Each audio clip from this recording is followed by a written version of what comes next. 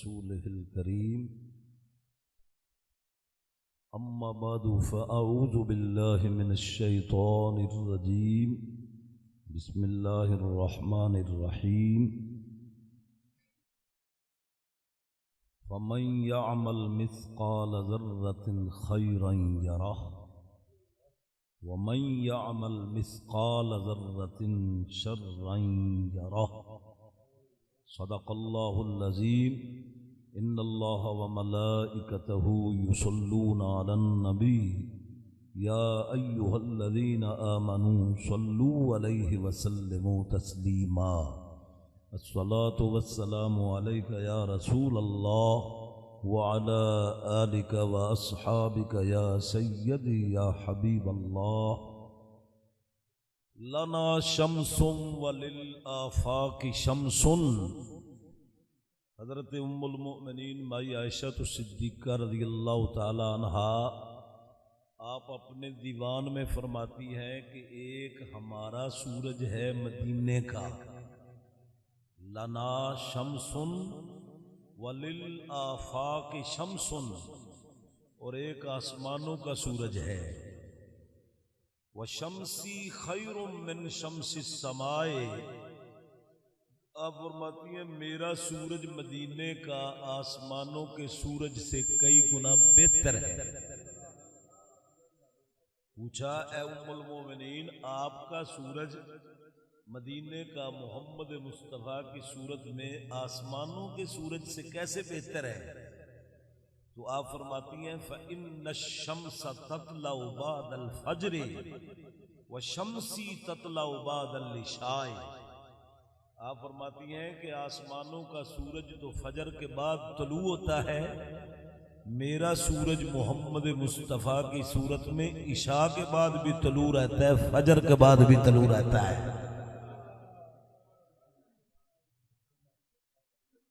ذرا یہ پیچھے سے آواز نہ آئے تاکہ سمجھ آ جائے حمد و ثنا کے بعد آقا دو عالم نور مجسم شفیع معظم حضرت جناب محمد مصطفیٰ احمد مجتبی صلی اللہ تعالی علیہ وسلم کی بارگاہ اقدس میں ہدیہ نذرانہ عقیدت پیش کرنے کے بعد میں شکر گزار ہوں اپنے برخوردار بیٹوں کا ملک محمد ریاض صاحب ملک محمد الیاس صاحب ملک محمد امتیاز صاحب اور ملک حق نواز قیوم صاحب عبد القیوم صاحب انہوں نے اپنے والد گرامی جو کہ میرے بڑے گہرے دوست تھے ملک محمد یعقوب صاحب کیونکہ میرا ان کا تعلق ادھر ساتھ ہی میرا مدرسہ تھا تو وہ بھٹے پہ کام کرتے تھے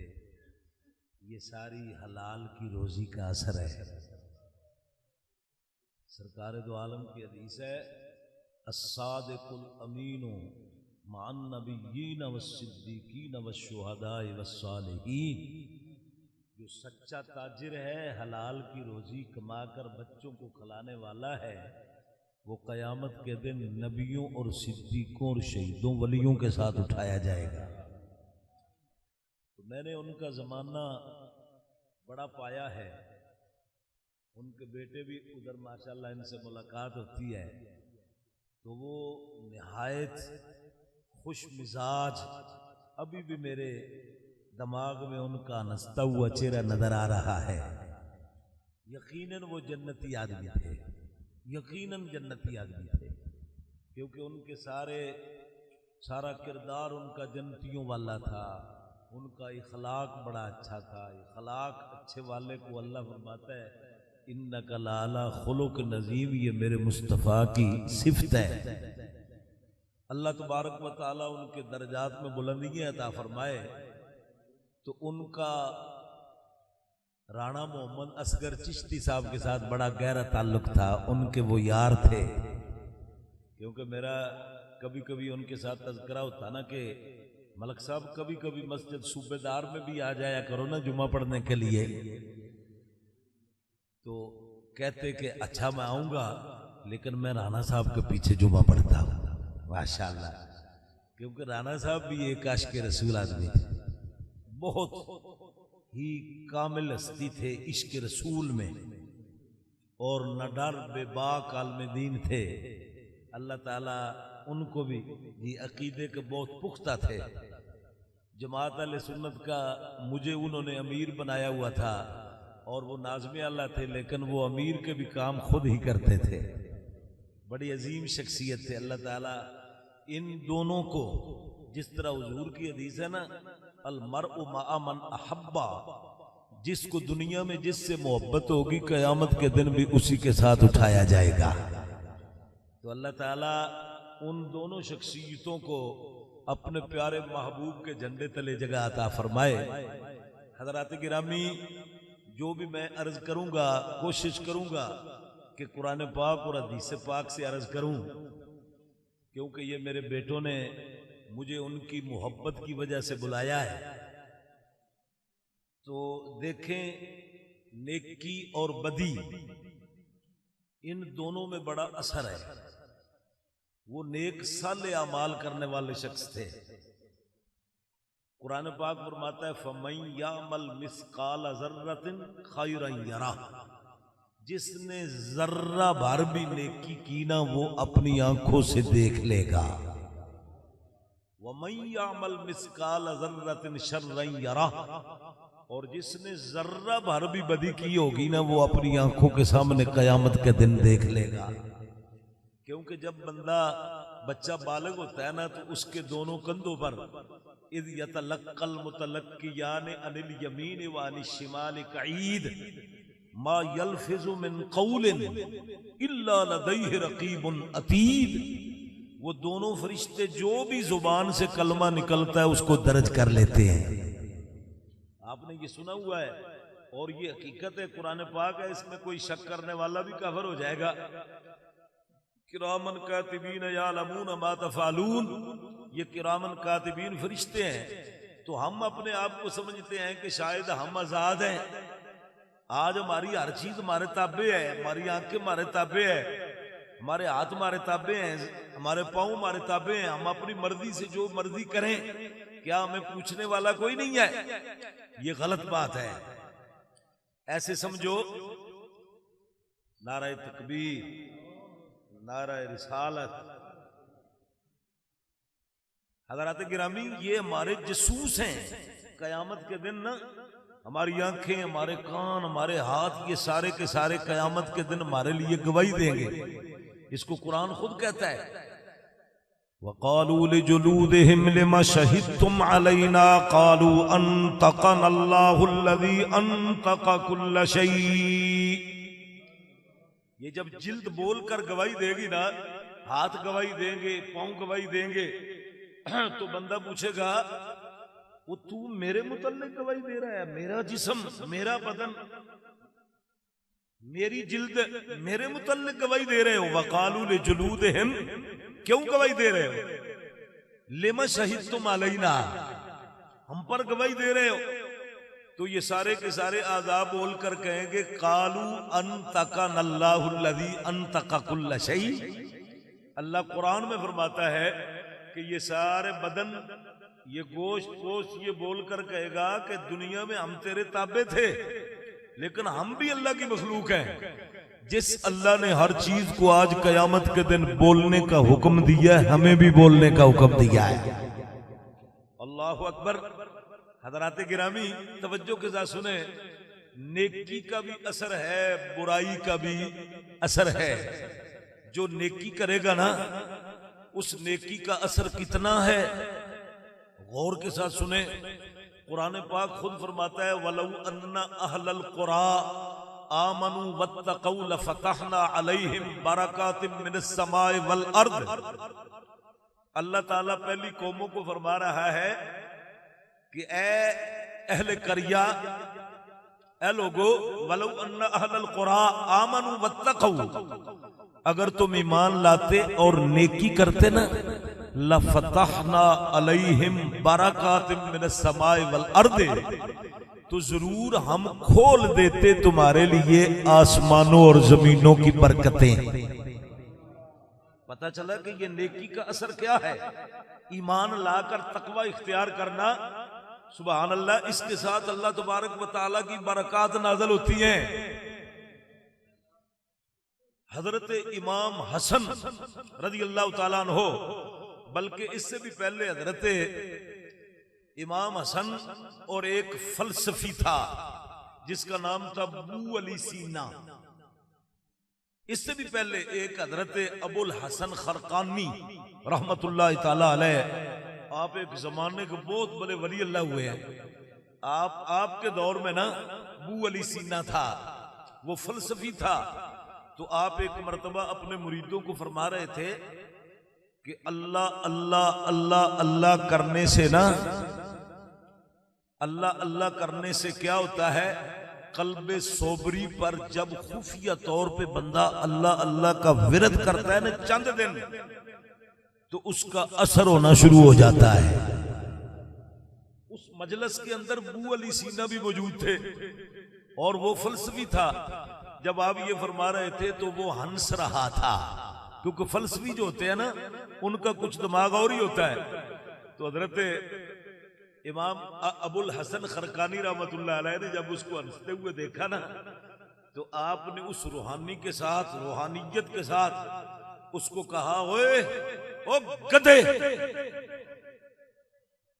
آپ سمجھ گئے نا کہ اس کے خیالات کیا ہیں۔ آپ نے جب اس کو گدھا کہا نا، وہ بھی ایک زمانے کا بہت بڑا آدمی تھا فلسفی، تو جب گدھا کہا تو اس کے چہرے کے اوپر بہت زیادہ غصے کے اثار نظر آ گئے۔ حضرت ابو الحسن خرقانی رحمت اللہ تعالی علیہ، آپ نے جب اس کو دیکھا اس کا چہرہ غصے کے ساتھ بھر گیا، کہنے لگا آپ نے یہ بات کیا کی ہے؟ آپ نے فرمایا میں تجھے یہی تو بتانا چاہتا تھا، ارے گدھا ایک ذلیل جانور ہے، اگر اس کا نام لینے سے تیرے چہرے پہ غصہ آ جاتا ہے تو میرے اللہ کا نام لینے سے کیوں نہیں اثر ہوتا؟ دیکھیں نا، میں عرض کر رہا ہوں نیکی اور بدی کا اثر کیا ہے۔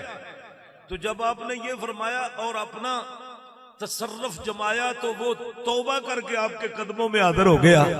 آپ نے کہا واقعی اللہ اللہ کرنے کا اثر ہے، اللہ اللہ کرنے کا اثر ہے۔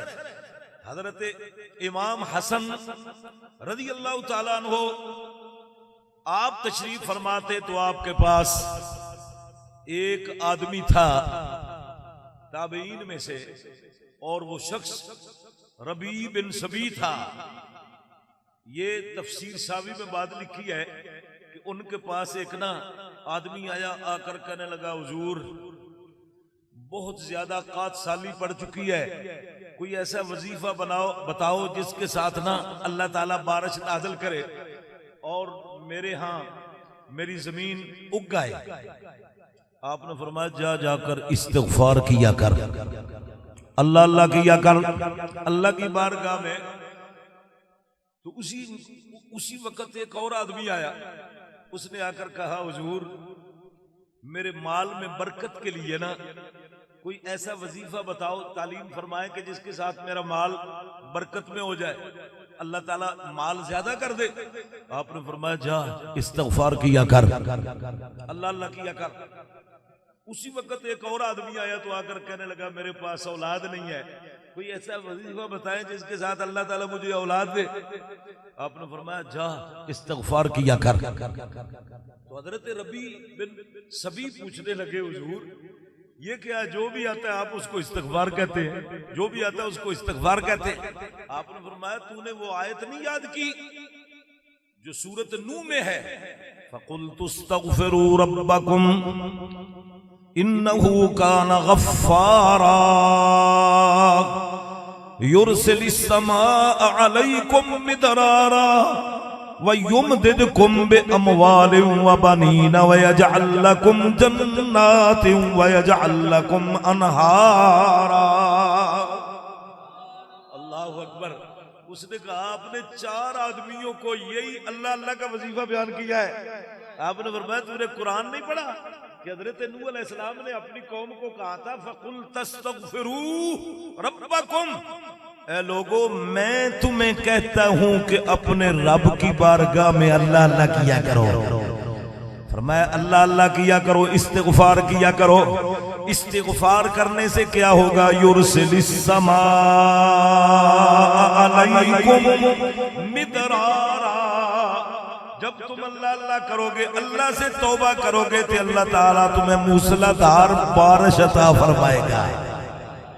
وَيُمْدِدْكُمْ بِأَمْوَالٍ، اللہ تعالیٰ تمہاری مالوں کے ساتھ مدد کرے گا. وَبَنِينَ، تمہارے بیٹوں کے ساتھ تمہاری مدد کرے گا.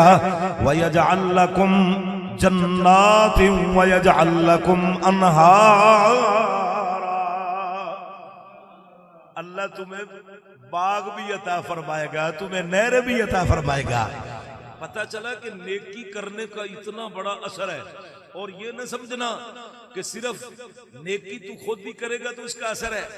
تیرے اور میرے مصطفیٰ کے جو عاشق ہوئے ہیں نا، سبحان اللہ، جن میں ملک یعقوب صاحب بھی عاشق رسول تھے. حضور کا نام آتا تو ان کا چہرہ کھل جاتا. اور یہ علامت ہے اللہ کی قسم حضور کے عشق کی.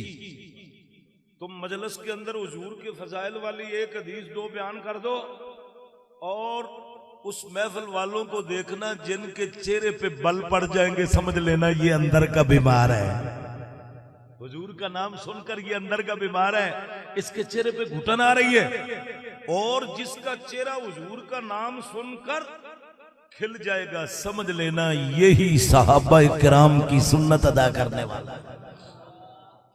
جب تیرے اور میرے مصطفیٰ کریم علیہ السلام آپ مکہ المکرمہ سے مدینہ شریف گئے نا، تو رب تعالیٰ نے، یہ بخاری کی حدیث پاک ہے، رب تعالیٰ نے سرکار کو فراخی عطا فرمائی کہ آپ بادشاہ بن گئے. آپ کو پتہ ہے حضور علیہ السلام جب دنیا سے گئے تو 36,500 مربع میل کی حکومت حضرت ابو بکر صدیق کے سپرد کر گئے. تو حضور علیہ السلام نے نا کچھ صحابہ کو سپاہی بنا کر نجد میں بھیجا. فرمایا جاؤ جا کر جو کلمے کا انکار کرے اس کو پکڑ کے لے آنا.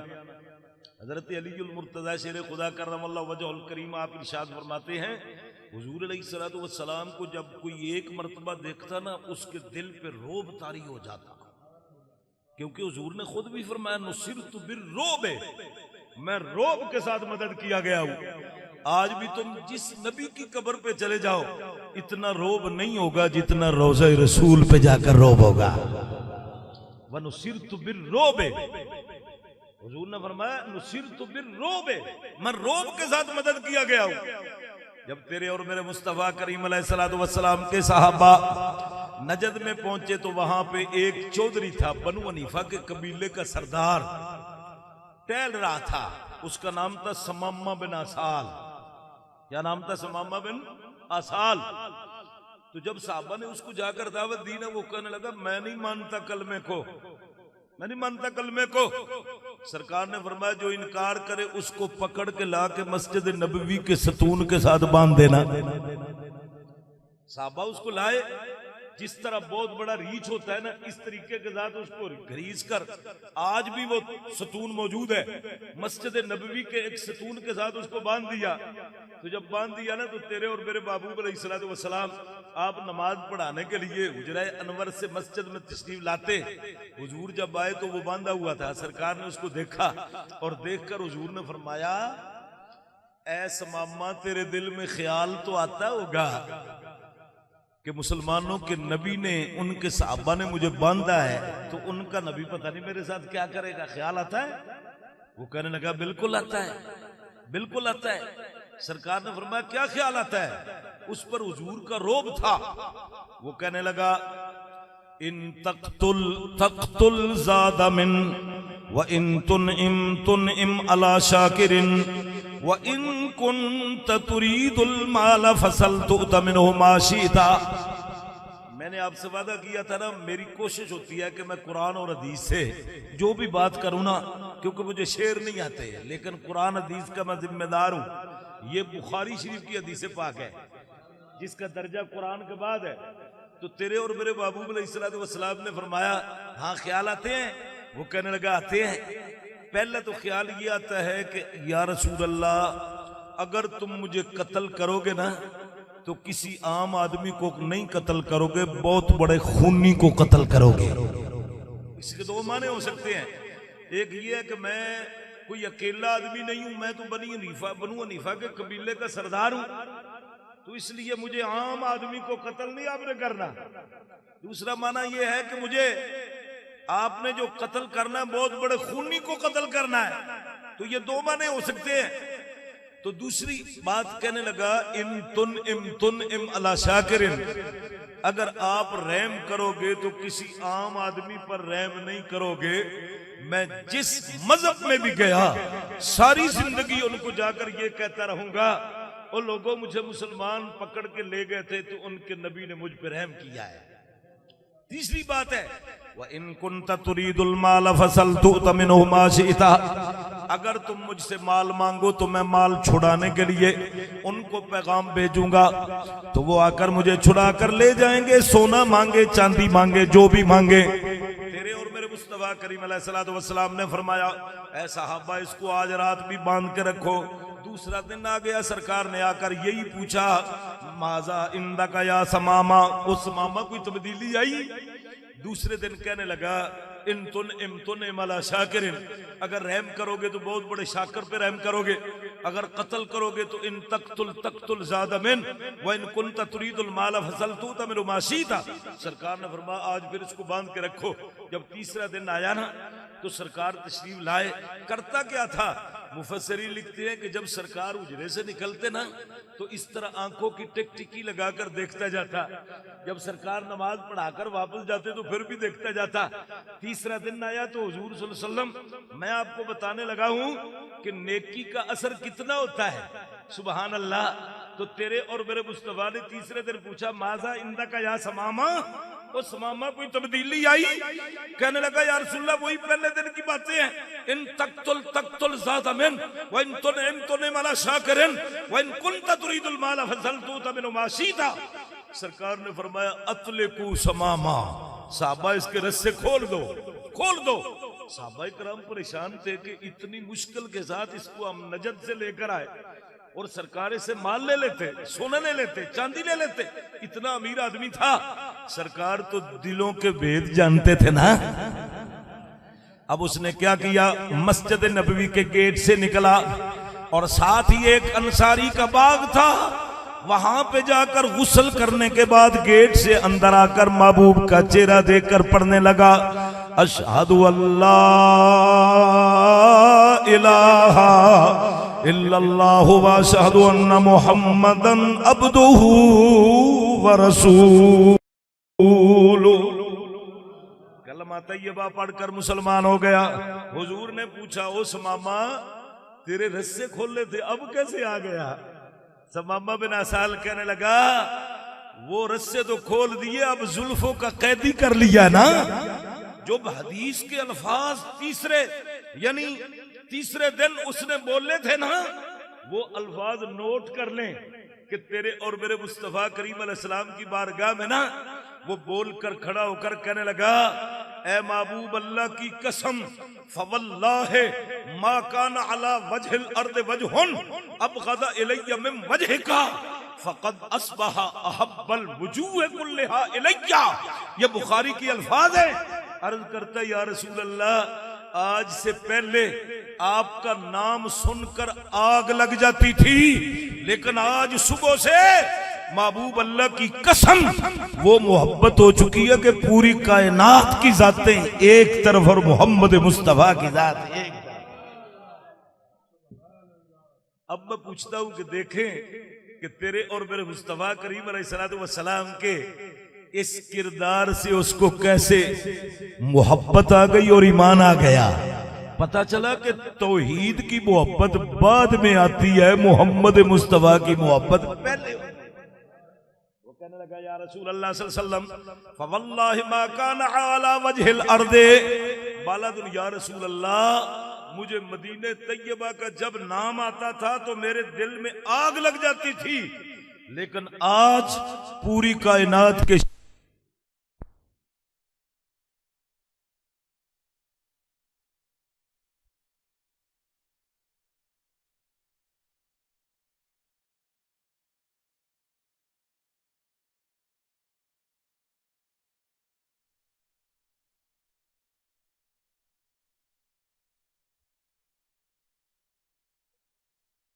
موجود ہے.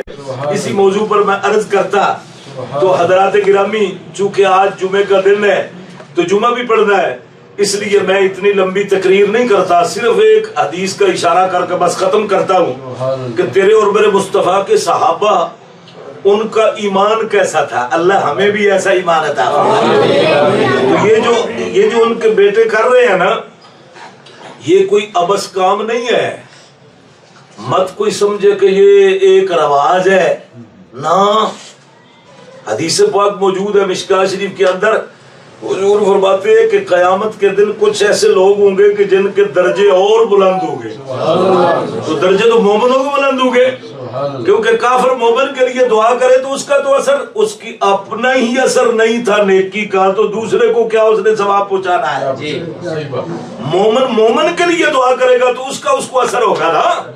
حضور فرماتے ہیں ان اللہ لیرفع الدرجات للعبد الصالح فی الجنت. حضور فرماتے ہیں کہ اللہ تعالیٰ قیامت کے دن کچھ لوگ ایسے ہوں گے جن کے درجے بلند کرے گا. اب وہ جب درجے بلند ہوں گے نا، ان کا نامہ اعمال ان کے دائیں ہاتھ میں دیا جائے گا، تو ان کو کہے گا اقرا کتابک کا، پڑھ لے اپنا نامہ اعمال. اب وہ کہے گا یا اللہ یہ میرا نامہ اعمال نہیں ہے، یا اللہ یہ میرا نامہ اعمال نہیں ہے. اللہ فرمائے گا تیرا نامہ اعمال ہے. وہ کہے گا یا اللہ یہ تو میں نے عمل ہی نہیں کیے، یا اللہ یہ تو میں نے یہ قرآن کا ثواب اور یہ کلمہ طیبہ کا ثواب اور یہ سارا تو میں نے پڑھا ہی نہیں ہے. تو عرض کرے گا فیقول یا رب انا لی ہذہ، یہ میں حدیث کے الفاظ پڑھ رہا ہوں. وہ کہے گا یا اللہ یہ میرے درجے کہاں سے بلند ہو گئے، میں نے تو مرتے وقت یہ عمل کیا ہی نہیں ہے. میں نے تو تیرے محبوب کا کلمہ پڑھا تھا، اور جو میں نے اپنی زندگی میں کیے تھے وہ تو مجھے اپنی آنکھوں سے دیکھ کر یاد ہے. لیکن یا اللہ فیقول یا رب انا لی ہذہ، یہ میرے درجات کیسے بلند ہو گئے. سبحان اللہ. تو اللہ کی طرف سے آواز آئے گی باستغفار ولدک لکا، باستغفار ولدک لکا. تو اپنی اولاد کو ایمان کی حالت میں چھوڑ کے آیا تھا نا، تو وہ میری بارگاہ میں استغفار کرتی رہی تو اس کو ہم نے تیرے نامہ اعمال میں درج کر دیا. پتہ چلا کہ یہ ملک محمد یعقوب صاحب کی اولاد جو بھی یہ کام کر رہی ہے نا، یہ کوئی عبث کام نہیں ہے. مت کوئی کہے کہ یہ انہوں نے اپنے پاس سے بنایا ہوا ہے. حدیث پاک مشکاہ شریف کے الفاظ کے ساتھ میں نے آپ کے سامنے تلاوت کر دی ہے. اور پھر سنیں حضرت عمر بن عاص رضی اللہ تعالیٰ عنہ، یہ بھی حدیث پاک ذمہ داری سے پیش کر رہا ہوں. عاص بن وائل کے بیٹے تھے. عاص بن وائل وہ کافر ہوا ہے کہ جب حضور صلی اللہ علیہ وسلم کے آخری بیٹے کا وصال ہوا نا، تو اس نے یہ صحابہ میں کہا تھا کہ حضور ابتر ہو چکے ہیں. ابتر کا معنی ہے کہ منقطع النسل، ان کا نام لینے والا کوئی نہیں رہا. جس طرح آج جٹوں کی زبان میں کہتے ہیں کہ اس کا بیٹے سارے فوت ہو گئے، اب اس کا نام لینے والا کوئی نہیں رہا. سرکار کی آنکھوں میں آنسو آ گئے. تو رب تعالیٰ نے جبریل کو کہا جبریل اس وقت میرے محبوب کا رونا مجھے پسند نہیں ہے، کیونکہ چاہیے تو یہ تھا ان کا بیٹا بہت ہو گیا. تو آ کر لوگ کہتے ہیں اللہ تعالیٰ کی رضا، وہ کہتے ہیں ابتر ہو چکے ہیں. اب اللہ نے آیت پوری سورت کوثر نازل کر دی. آخری جو جملہ ہے اس کا معنی کیا ہے؟ ان شانئک ھو الابتر، اے محبوب جو تیرا دشمن ہے وہی ابتر ہے، وہی ابتر ہے، تو نہیں ابتر. ہم نے تو قیامت تک مومنوں کی زبانوں پہ تیرے درود کے گجرے گا دیے. سبحان اللہ. تو کیسے ابتر ہو سکتا ہے؟ تو جو اس کو بد دعا لگی تھی وہ کیا لگی تھی کہ عاص بن وائل کی نسل میں اب کافر کوئی نہیں پیدا ہوگا. عاص بن وائل کی نسل میں سے کوئی کافر پیدا نہیں ہوگا، سارے کے سارے تیرے غلام بن جائیں گے. ان میں ایک کا نام ہے حضرت عمر بن عاص رضی اللہ تعالیٰ عنہ. آپ کا آخری وقت آ گیا. یہی جملہ عرض کر کے ختم کرتا ہوں. عمر بن عاص کا آخری وقت آ گیا تو لوگ ان کے پاس آئے، وہ بیمار ہو گئے، زندگی اور موت کی کشمکش میں تھے. تو جب صحابہ آئے نا وَهُوَ يَبْكِي طَوِيلًا، تو وہ زور زور سے رو رہے تھے. آپ کو پتہ ہے جتنے امیر لوگ ہوتے ہیں نا وہ مرتے وقت ان کو زیادہ ڈر آتا ہے، تو زور زور سے رو رہے تھے. ان کا بیٹا کہنے لگا یا ابتاؤ، اے ابا جان رونا بند کرو، وہ بات سناؤ جو تمہیں رسول اللہ نے عطا فرمائی تھی. کو بری دو. یہ مسلم شریف کی حدیث ہے. حضرت عمر بن عاص نے اس طرح چہرہ کر کے کہنے لگے او میرے یارو، او مجھ پر 3 دور آئے ہیں، بثلاثت اطباق، 3 دور آئے ہیں. اللہ کی قسم، اللہ کی توحید اور رسول اللہ کی رسالت کے بغیر کوئی اور کام نہیں ہے. کہنے لگا پہلا دور مجھ پر وہ آیا کہ میں سرداران مکہ کے ساتھ مل کر حضور کو تلاش کرتا تھا، کہیں مل جائیں تو میں حضور کو شہید کر دوں تاکہ یہ توحید کا سلسلہ بند ہو جائے. اگر میں اس وقت مر گیا ہوتا تو آج دوزخ میں جلتا ہوتا. او میرے ساتھیوں سن لو، فلما جعل اللہ الاسلام فی قلبی، دوسرا دور مجھ پر یہ آیا کہ اللہ نے میرے دل میں اسلام کی محبت ڈال دی. یقیناً عاص بن وائل کو بد دعا ملی تھی کہ تیری اولاد میں سے اب کافر کو نہیں پیدا ہوگا. عمر بن عاص کہتے ہیں مجھے یا دل میں محبت اسلام کی آئی نا تو میں سیدھا رسول اللہ کی بارگاہ میں آ گیا. اتیت النبی صلی اللہ علیہ وسلم، اور میں آ کر حضور کی بارگاہ میں کہنے لگا ابسط یمینک، اے محبوب ہاتھ نکالو، ابایعک، محبوب میں آپ کے ہاتھوں پہ بیعت بھی کرتا ہوں اور تمہارا کلمہ بھی پڑھنا چاہتا ہوں. سمجھ آ رہی ہے نا؟ بس یہی جملہ بول کر ختم کرتا ہوں. حضرت عمر بن عاص سرکار دو عالم صلی اللہ علیہ وسلم خوش ہوتے تھے جب اس طرح کا کوئی سرکش کلمہ پڑھتا تھا نا. حضور نے اسی وقت فبسط یمینہ، اپنا دایا ہاتھ نکالا. وہ کہتے ہیں فقبضت بیدی، حضور نے ہاتھ نکالا تو میں نے اپنا ہاتھ پھر ادھر کر لیا. سرکار نے فرمایا فقال مالک یا عمر، اوے عمر اب کیا ہوا ہے؟ ساری زندگی کے بعد اگر اللہ نے تجھے ہدایت دی ہے تو پھر مجھے کہہ کر اپنا ہاتھ پیچھے کیوں کر رہے ہو؟ آنکھوں میں آنسو تھے. کہنے لگے اے محبوب میں کلمہ تو پڑھوں گا لیکن محبوب میں ایک شرط پہ کلمہ پڑھوں گا، ایک شرط پہ کلمہ پڑھوں گا. سرکار نے فرمایا ما تشترط، بتا تیری کیا شرط ہے؟ عرض کرتا ہے آپ کو پتہ ہے میں کتنا بڑا گناہگار ہوں، ساری زندگی آپ کو شہید کرنے کے در پہ رہا. اے محبوب پہلے اس شرط کو قبول کرو نا کہ میرے گناہ معاف ہو جائیں گے، میرے گناہ معاف ہو جائیں گے. تیرے اور میرے مصطفیٰ مسکرا کر فرمانے لگے تیری شرط منظور ہے، تجھے نہیں پتا، تجھے نہیں پتا وَأَنَّ الْإِسْلَامَ يَهْدِمُ مَا كَانَ قَبْلَهُ وَأَنَّ الْهِجْرَةَ تَهْدِمُ مَا كَانَ قَبْلَهَا وَأَنَّ الْحَجَّ يَهْدِمُ مَا كَانَ قَبْلَهُ. اللہ تعالیٰ جو بھی اسلام میں داخل ہوتا ہے اس کے پچھلے گناہ مٹا دیتا ہے، جو ہجرت کرتا ہے اس کے بھی گناہ مٹا دیتا ہے، جو حج کرتا ہے اس کے بھی گناہ مٹا دیتا ہے. میں ذمہ داری سے تمہارے سامنے یہ حدیث پیش کر رہا ہوں کہ تیرے اور میرے مصطفیٰ کی بارگاہ میں ان کا سر جھک گیا. اتنا ادب کیا کہ ساری زندگی نظریں اٹھا کر حضور کو نہیں دیکھا. آپ سے کوئی پوچھتا نا کہ حضور کا حلیہ کیا ہے تو وہ کہتا ہے مجھے حضور کے حلیے کا پتہ ہی نہیں ہے. اتنا ادب آ گیا. تو میری دعا ہے کہ رب العزت میرے بھائی ملک محمد یعقوب صاحب رحمت اللہ علیہ کو اللہ تعالیٰ جنت الفردوس جگہ عطا فرمائے اور ان کی اولاد کو ان کے نقش قدم پہ چلنے کی توفیق عطا فرمائے. وآخر الدعوانا ان الحمد للہ.